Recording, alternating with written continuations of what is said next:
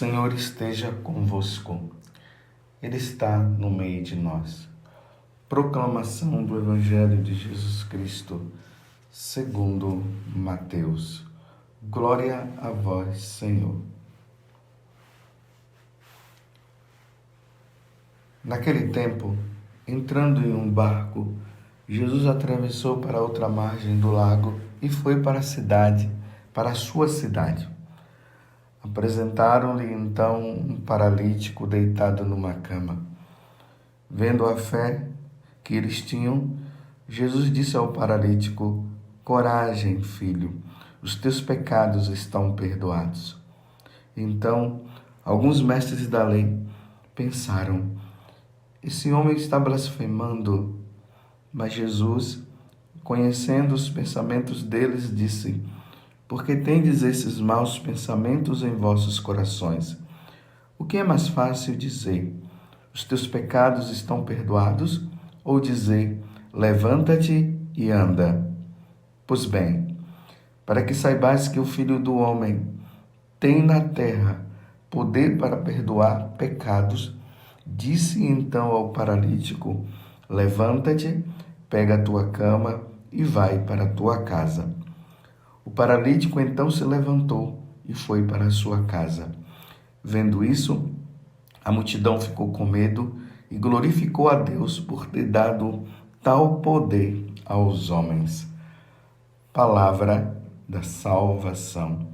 Glória a vós, Senhor. Quero começar essa homilia abrindo um parênteses. E dentro desse parênteses eu quero agradecer a cada um de vocês que manifestaram ontem, no dia dos meus 25 anos de ordenação sacerdotal, por você que rezou por mim, que ofereceu os sacrifícios, ofereceu suas penitências, que colocou nas intenções da missa sacerdotes que celebraram a missa por mim. Eu agradeço a cada um de vocês de modo bem particular. Obrigado por vocês terem rezado pela minha conversão. Muito obrigado. É isso mesmo. Eu tenho que ser um padre convertido. Eu tenho as minhas fraquezas e são constantes, e por isso constantemente estou buscando os sacerdotes para me confessar. Isso eu faço de 15 em 15 dias, porque eu preciso ser santo. Mas nós precisamos dessa contribuição também das orações dos cristãos, das orações de cada um. Muito obrigado pelas suas orações. Fecho parênteses e vamos agora também ao mais importante, que é o Evangelho de nosso Senhor Jesus Cristo que nos salva. Hoje nós nos deparamos com essa situação aqui, deste paralítico que foi levado pelos seus amigos à casa da sogra de Pedro, embora o Evangelho de São Mateus não detalhe isso, mas lá no Evangelho de São Marcos detalha que ali na casa da sogra de Pedro, muitas pessoas iam ao encontro de Jesus, porque a fama dele estava se espalhando, e eram levados enfermos, eram levadas pessoas endemoniadas para que Jesus pudesse curar. E aqui está esse fato. Esse homem paralítico foi levado por 4 pessoas. Quando se depararam ali na casa de Pedro, tinha tanta gente que eles não podiam entrar, então resolveram levar o homem pelo telhado da casa de Pedro, da sogra de Pedro. E aí levam quando Jesus vê aqueles homens. Aqui é o que o Evangelho está narrando. Jesus viu a fé daqueles 4 homens. Jesus olhou para o paralítico e disse: coragem, coragem, filho, os teus pecados estão perdoados. Mas mais uma vez, ali estão os doutores da lei e começam a dizer que Jesus estava blasfemando, porque como é que pode um homem dizer para um outro: os teus pecados estão perdoados? Porque eles não conseguiam enxergar, eles não conseguiam ver na pessoa de Jesus, Deus. Mas nós cremos que Jesus tem essas duas naturezas, a natureza divina e a natureza humana. Jesus é verdadeiramente Deus e é verdadeiramente homem. A única diferença dele para nós é que nós temos pecados e Jesus não tem pecado, porque Jesus é Deus. Então, Jesus penetrando no pensamento dos doutores da lei, porque eles estavam ali pensando, ele está blasfemando, eles não tiveram a coragem de olhar para Jesus e dizer, você está blasfemando, eles estavam ali nos pensamentos dele.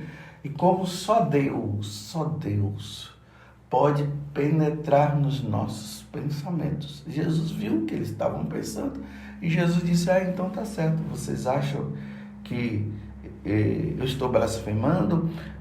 Vocês acham então que eu não sou Deus? Então eu vou provar para vocês que eu sou Deus. E como é que Jesus prova isso?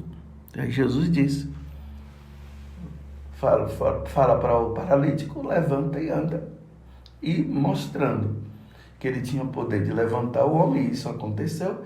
Jesus estava dizendo também que ele tem o poder de perdoar os pecados, porque ele é Deus. Foi isso que aconteceu. E o povo, a multidão ficou admirada de ver aquilo diante dos olhos dele, aquele homem que estava paralítico se erguendo, se levantando. Mas vamos para a meditação importante para o nosso dia de hoje. Jesus olha para aquele homem e diz, coragem, os teus pecados estão perdoados. Jesus não diz, levanta e anda. Jesus diz, primeiramente, os teus pecados estão perdoados.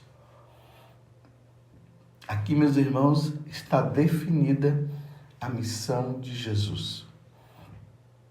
Jesus veio à Terra para reconciliar o homem, o ser humano, com Deus. Depois que Adão e Eva desobedeceram a Deus, lá no paraíso, nós carregamos essa mancha do pecado. E só Jesus pode nos perdoar. Só Jesus pode nos perdoar. Eis, meus irmãos, a palavra que todo ser humano, desde Adão e Eva, até o último ser humano que tiver por vinda da volta de Jesus, deve ouvir de Deus.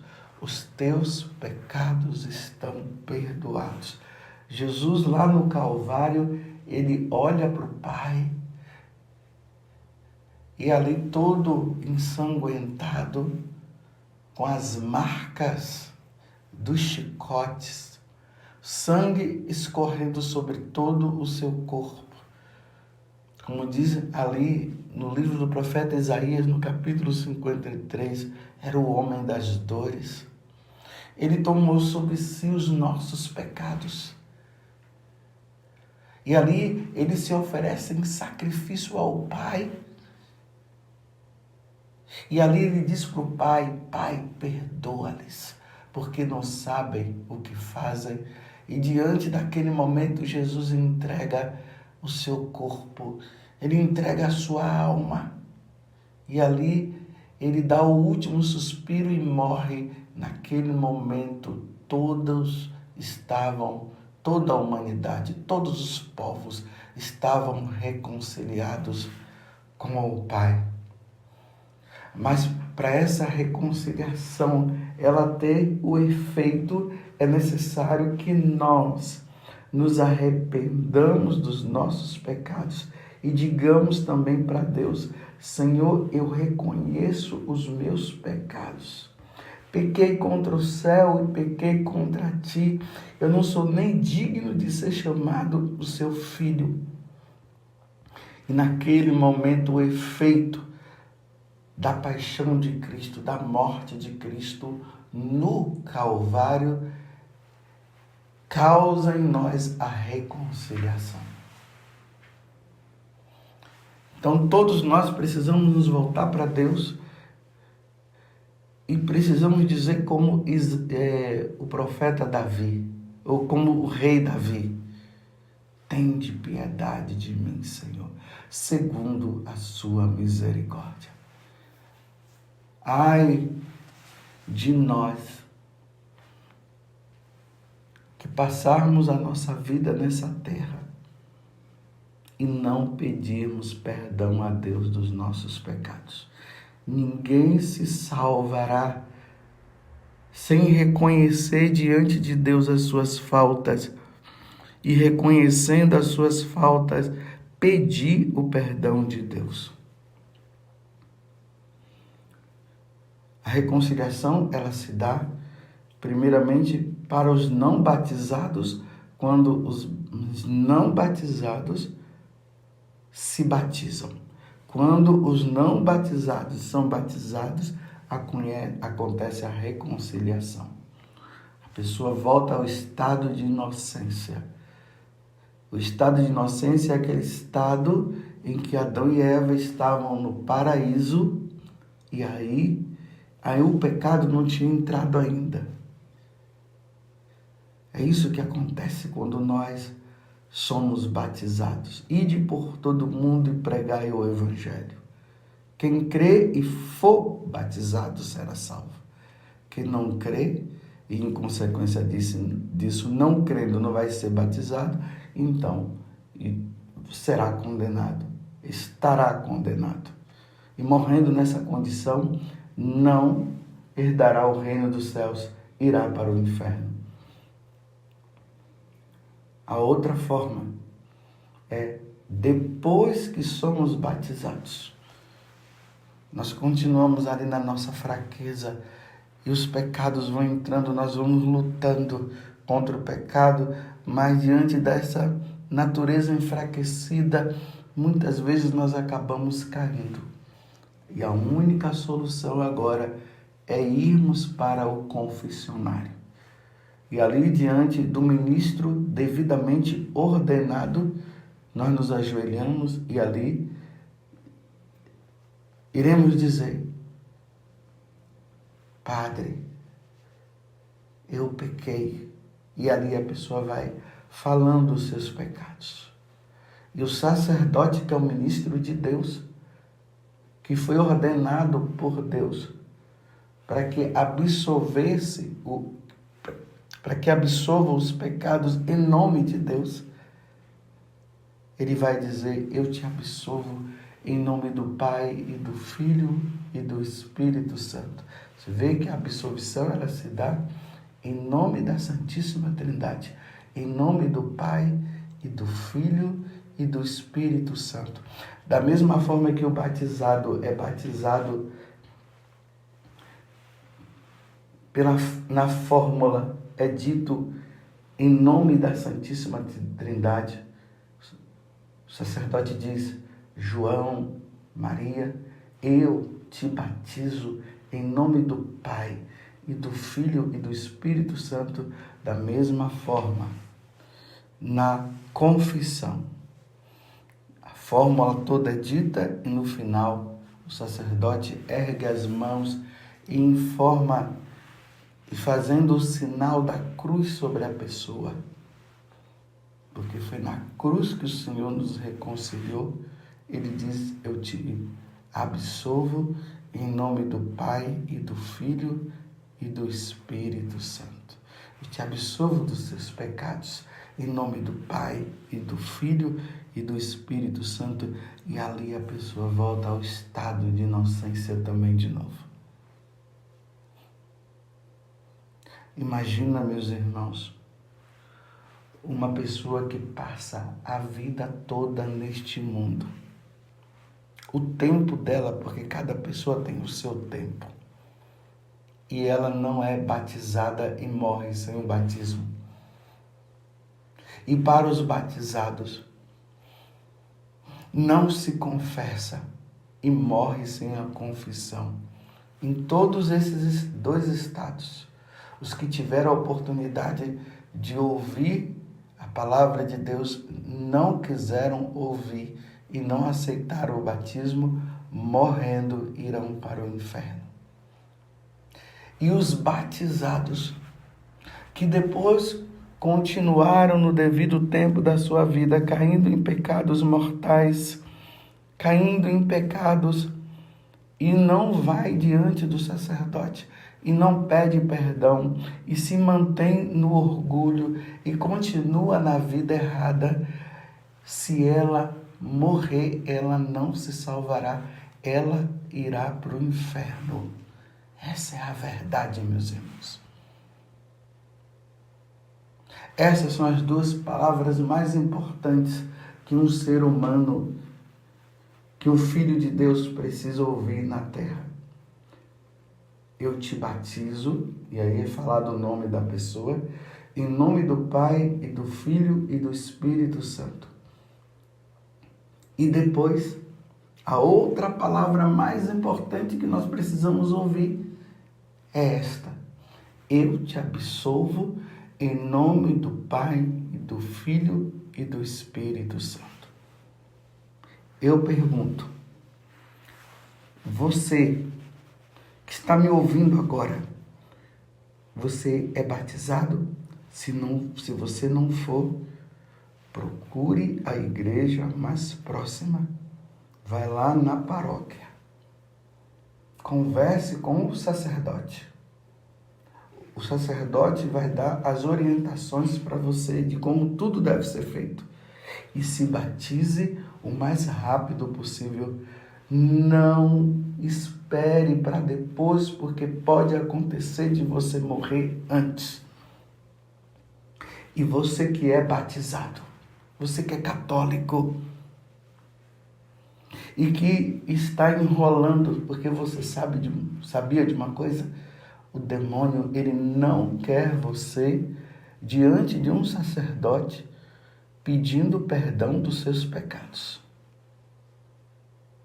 O demônio, ele vai amarrando, vai colocando situações aqui e acolá, vai fazendo com que você tenha vergonha, vai fazendo com que você tenha medo. Aí toda vez que você vai confessar, você sempre dá mais importância a algo que você vai fazer e acaba não indo. E aí o tempo vai passando e você não se confessa. Se você morrer assim, você não se salvará. Então, não deixe para depois o que você pode fazer hoje.